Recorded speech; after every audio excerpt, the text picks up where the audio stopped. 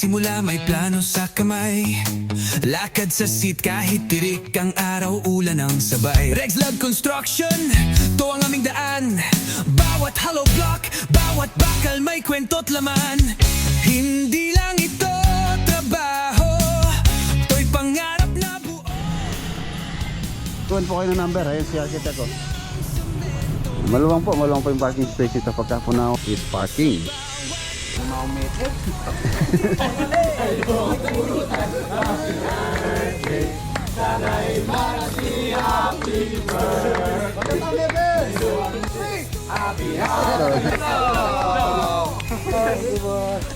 Unti-unti pero totoo, Regs Vlog Construction, tara na't sumalo. Drone shot mula sa taas, progress na mabilis. Kada floor kita mo na, di lang basta business. May teamwork, may pamilya, kahit dito sa vlog na to, damang-dama ang gawa. Blueprint sa papel, pero puso ang bata.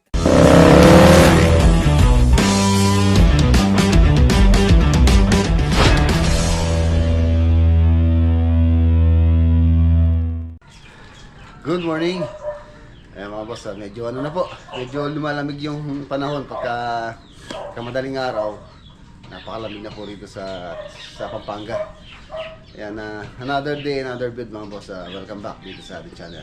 For today's video, update tayo dito sa Arayat project, and then sa Kalulot sa 10 unit commercial stall project. Tapos sa Lakeshore project, yan, silipin po natin sila ngayon. Tapos kung kakayanin pa ng ating oras, baka dumiretso rin tayo sa Bulacan project. Ayan, mga boss, shoutout pala kay boss Jow Calma. Ayan, shoutout po. Let's go. Ayan mga boss, nandito na tayo. Arayat muna tayo dito sa 4 unit apartment. Ayan. Nagsimula na po silang magano dito, palitada. Ayun, palitada na sila.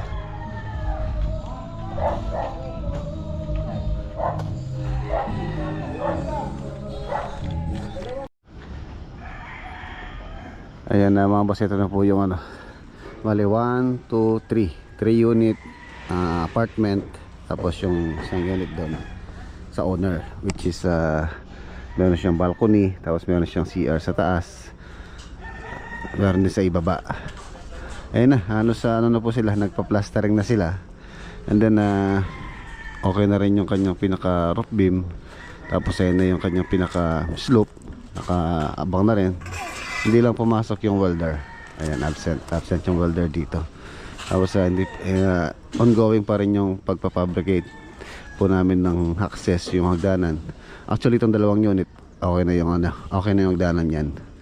Bale ito na lang, itong third tsaka yung sa may owner, yung ginagawa pa namin yung kanyang access na hagdan. So yan, pwede na bubungan. Ito na yung materials para sa roof frame, roofing framing. Ito 2x6 na 2.0 po yung materials nito. Ayan, tapos meron siyang C-channel bar. Ayan siya. Tapos meron siyang kung makapansin nyo mga boss, meron po siyang nakaangat na yun. Yun po yung pinaka fire separation or pinaka firewall. Every unit meron po yan. Required po kasi dito yan, dito sa amin. Hindi po siya aproban yan pagka wala pong ganyan na fire separation dito. Ayan, ang height po nung fire separation na yun, yung pinaka firewall nya is nasa 0.8 or 80 cm. Ayan, kung mapansin nyo yung nakausti na yun, no, boss, nasa plano po yan. Yan po yung inaproban ng municipal engineer dito sa amin, dito sa Arayat. Ayan, conforme din po kasi sa regulation or yung requirements nila about sa mga ganitong apartment, sa mga conforme din sa location. And minsan naman kahit mababa lang, ina-approve naman nila. And hindi po pare-parehas. Kaya ganyan po yung design ni architect dyan sa roofing niya sa bubong niya. And i-plus ko po sa screen yung kanyang perspective. Mahawig na po siya. Halos sa ano na po to, finishing. So yun, still pinalo up po yung door jam. Shoutout kay Ma'am Maria Lourdes na siya po yung ating supplier sa mga door jam or hamba. Ang hambang nilalagay po namin dito is yakal wood.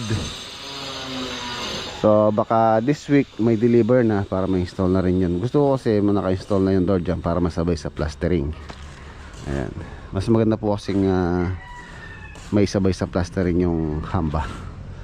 Ayan, kung maaari, kung meron po kayong makuha na door jam, at least bago po mag-plastering, naka-ano na yung hamba, nakalagay na. Para yun nga, sabay siyang mapinis. Medyo marami-rami po kasi in-order kong door jam. In-order ko na yung sa Tarlac, tapos sa Lakeshore, tapos dito. So marami po, napakarami ng in-order kong hamba. Halos siya kalwood po lahat. Lahat po ng proyekto namin kay Ma'am Maria Lourdes ko po in-order yung hamba. Tsaka mga pintuan, siya rin po yung gumagawa. Ayun na, ang ganda-ganda na. Lumilitaw na, halos patapos na po yung structural.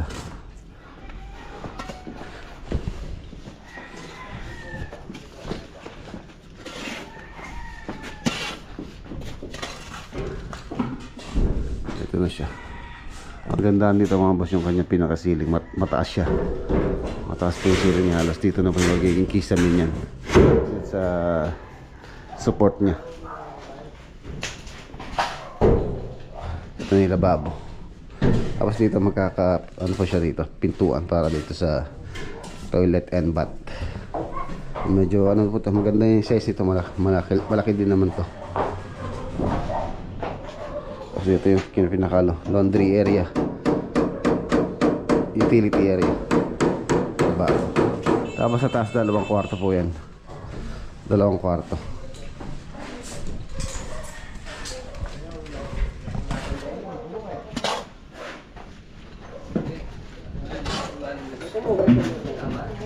Yung pwede mo sa aray na Sara? Oo. Firewall.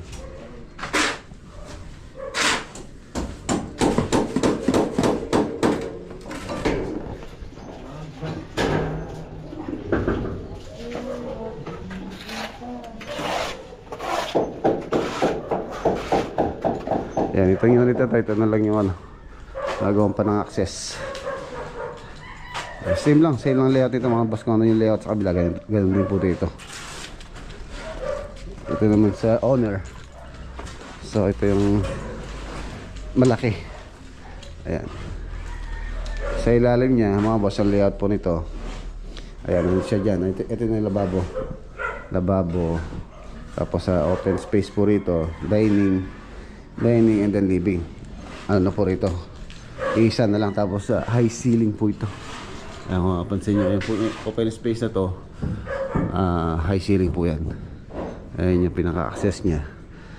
Tapos ito pa lang lalagay namin dito mga basta na po siya, cladding. Ang tawag dito, wood planks po yung lalagay dito. Wood planks na mahogany.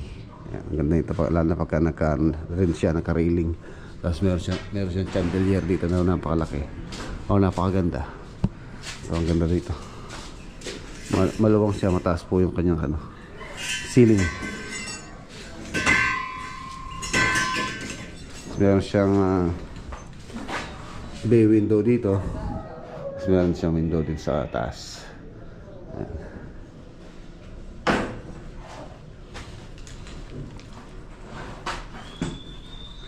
Ayos. Finishing tayo dito. Finishing na alos.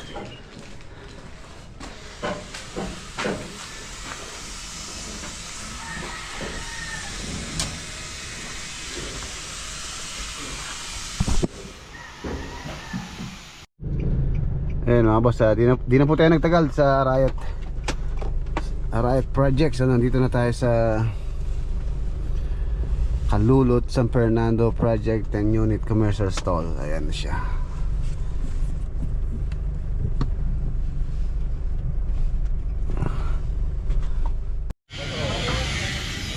Ayan mga boss, gumaganda na po itong proyekto namin.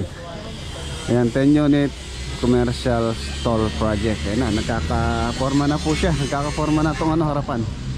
Nakakatawa. Ayan, ganda na. Ayan po yung design niya dito mga boss. Meron siyang group finish, cement group finish. Yung orientation niya isa dito pa tayo or pa vertical, tapos doon horizontal. Tapos doon sa may gitna na meron po siyang cladding din doon na ilalagay namin.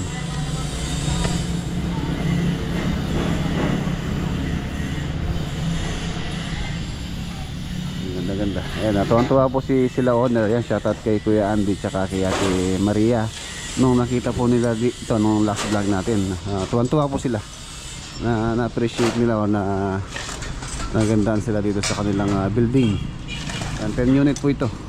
Yung po mga gusto mag-inquire, so pumunta po kayo dito sa area, so dito sa location. Tapos mag-iwan po kayo ng number. Ayun si architect ko, si architect EJ. Siya po yung supervisor dito, site supervisor. Siya yung nagsusupervise dito. Sinusupervise niya kung tama o nasusunod po ang ginagawa ng mga tropa sa planong sinusunod namin o aming sinusundan na plano. Ayan, ganda na oh.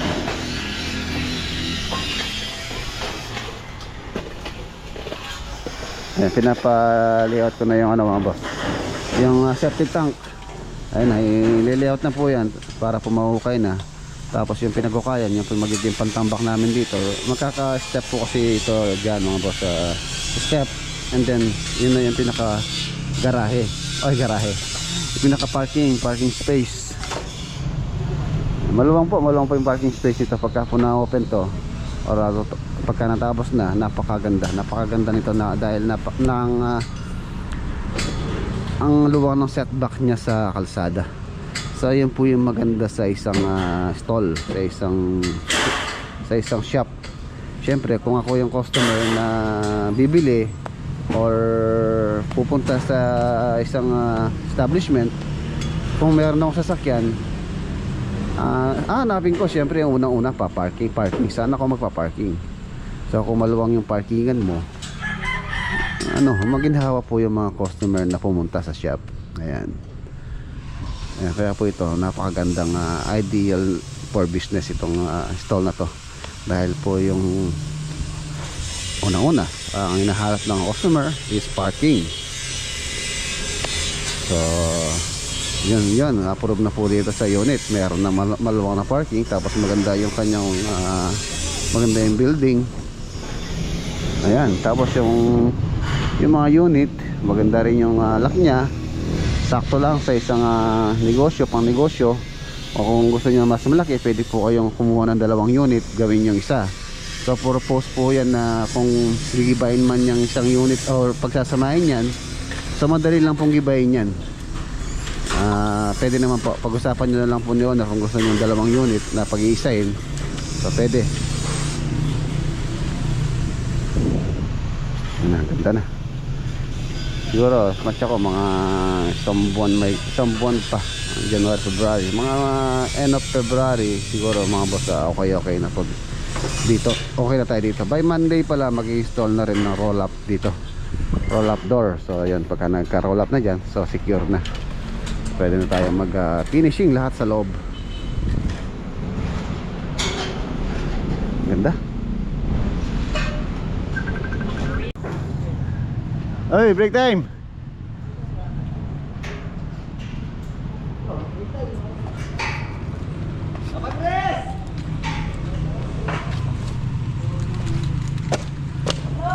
Pagkatapos natin dito, diretso tayo ng Lakeshore.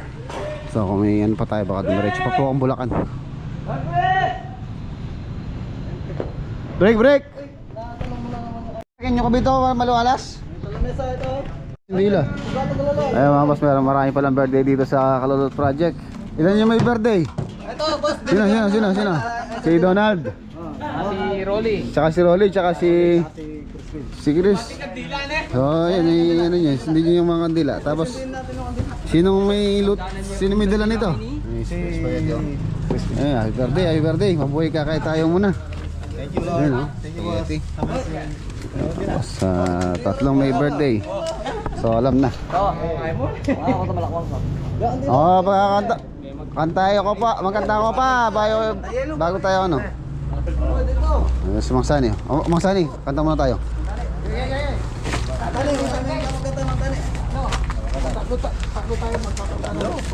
May maumit eh. Pagbiya tayo naman. Eh bali eh. Kanya talaga. Hindi ka dilaya mo nga babae mo. Oo, pagkanta tayo pare yung birthday para mababa yung buhay nila. Okay, Mataya. 1, 2, 3.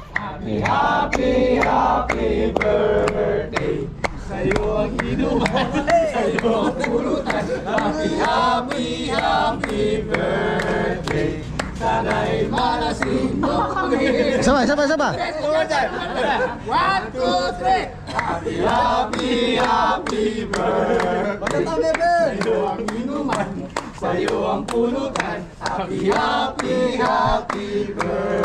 Nakadila nyo ah. Mabusog mo kami. Pang... Tatlo, tatlo.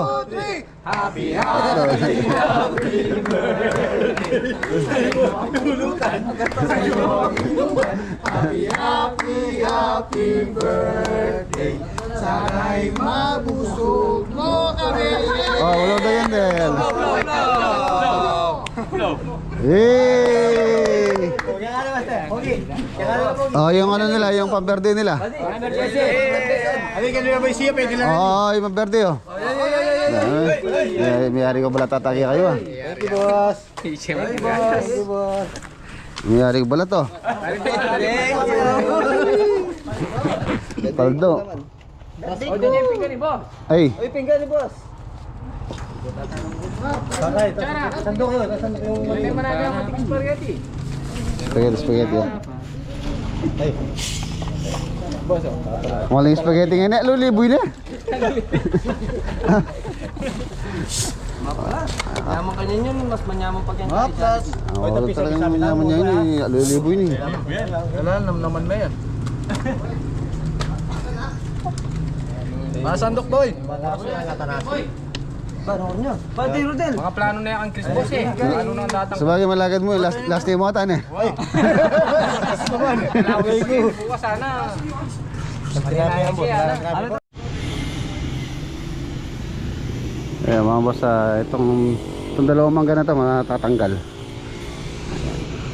Ito tsaka yun. Yun kasi halos pasok pa po dito sa ano, dito sa building. Maharangan itong parking space nitong ano, 10 unit.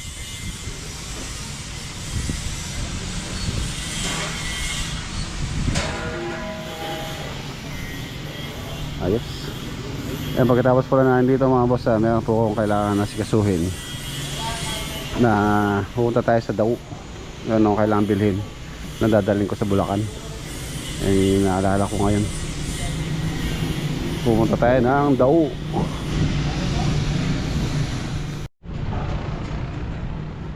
So ayan mga boss, okay na tayo dito. Iwan na po natin sila. Sana naman tayo sa Lakeshore. Silipin natin sila doon. So ayan po mga boss, nandito na po tayo dito sa Lakeshore Project.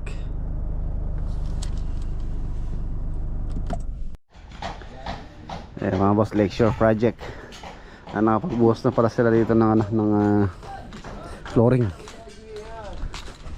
Tapos itong sa may, ayun po yung bubuhusan namin. Meron po siyang polyethylene sheet, plastic. Yan po yung request ni owner na pinalalagyan niya ng polyethylene sheet. Yan, tapos yung rebarring niya, same lang naman sa ating mga ginagawa, halos sa 40 cm, 40 by 40 both ways yung kanyang pinaka reinforcement rebar. Ayan, ganoon din po rito dito sa ano, pinaka bahay. Ayan, ika-flash ko po sa screen yung picture dito Dahil nung binuhusan kasi to, may sakit tayo, kaya di na rin tayo nakapunta rito. Nung Martes yata sila nagbuhos dito, Martes or Miyerkules. Ayun na, maginhawa na po silang gumawa ngayon. Tapos nag-scaffold na para sa mga beam, preparation na para sa second floor. Ayan, mas maganda po yung ganyan. At least yung pong ating pinaka base ng ating pinakatukod is matatag or tibay, maginhawa ng magtrabaho. Ayun, halos sa formworks yung ongoing ngayon. Halos tapos na rin yung rebar dito. Nagkasa ng mga bakal. So ready for na tayo, preparation para sa slab.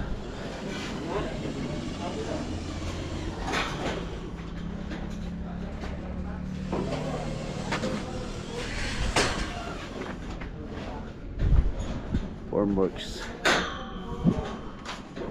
And tapos dito open below to. Dito po yung high ceiling nya. Ito kasi yung magiging staircase. So nakabuhos na rin itong kanyang mid landing. Ito po yung mid landing ng nung staircase. Ayan, dyan siya sasandal, tapos panik siya rito. Yung kanyang hagdanan. Tapos yung ilalim nito, powder room.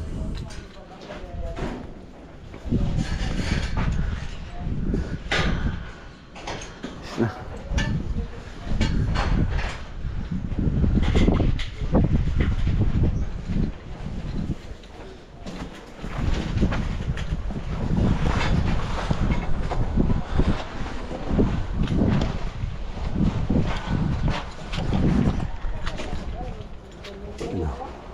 Dipping ka rin. Nagkubo mo. Kita ng motor. Oo, pangkalit mo. Kapaya mo ito. Break. Oh, bumili na ako ng aking lunch. Parang bakal mo? Tilapia. Ako masuso pa ng tilapia eh. Okay, daddy, pare minuding giyade ah. Hindi ako yating mo. Oh, ini gulay. Siyempre, magluto yung kaya. Kung ang kita rep, po tayo papalin mo na. Oh, yeah. Ano to, gulay. Kamansi. Kamansi dyan. Maluwi mo tao kamansi. Uling... Manakaw mo na kamansi na mukamok eh. Nakita siya sa mukandir. Ako na buka mga anak baglam. Okay ka rin. Yung sabo. Yung sabo. Yung sabo. Ano tayo magpipinggan?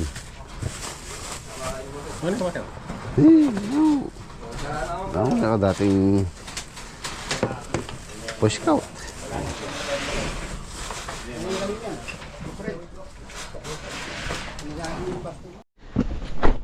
Okay mga boss, tapos na po kami mag-lunch.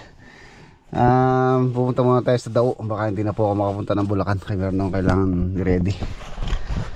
Shoutout kay Kuya Jojo, owner po sa Bulacan.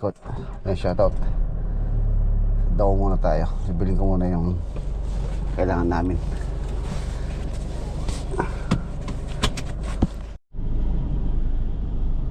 Ayan na mga boss, nandito na tayo. Dito po sa Dao. Ayan, dito ako bumibili ng mga electrical materials din dito sa Pabino Variety Store. Ayan. Hanapin nyo lang po si Boss Nomar.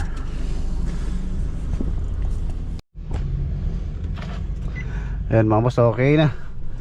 Okay na po yung ating kailangan na materials. So dadalhin ko bukas. Dadalhin sa site sa sa Bulacan. So let's go.